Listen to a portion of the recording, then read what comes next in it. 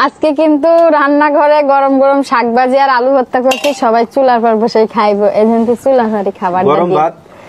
এই দেখেন আজকে কিন্তু গরম ভাত, অনেক গরম।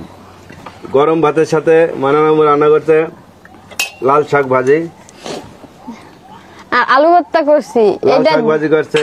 তারপরে এটা হলো মাছের চচ্চড়ি দুপুরের, না?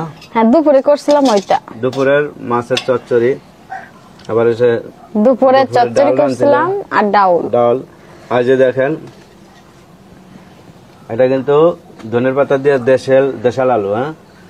আর শাকভাজির সাথে কিন্তু মূলা কাটছে, যেমন মূলাটা কিন্তু ভালো মূলা হইলে শাকভাজির সাথে বা এই যে ডাউলের সাথে কাঁচা মূলা খাওয়া যায়। আমরা খাই, আপনারা কে খান আর কে খান না সেটা তো জানি না, তবে আমরা খাই।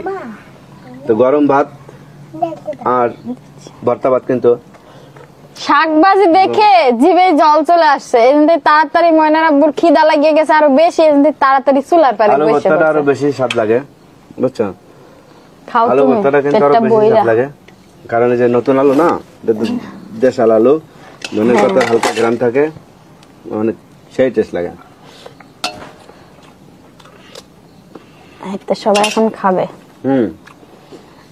মূলাটা কি মিষ্টি? মূলাটা মিষ্টি, অনেক এই যে ছেলের ডাউল দাও। আমার খিদা লাগছে, আমি খাই আগে। ছেলের তো দাও। ডাল ডাল করতেছে, শুনতেছ?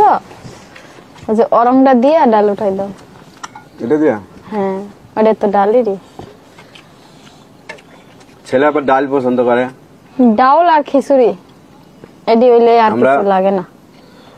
মাছ গোস লাগে না, এরকম তরকারি হলে কিন্তু আমাদের কাছে বেটার, মানে রাজকীয় খাবার।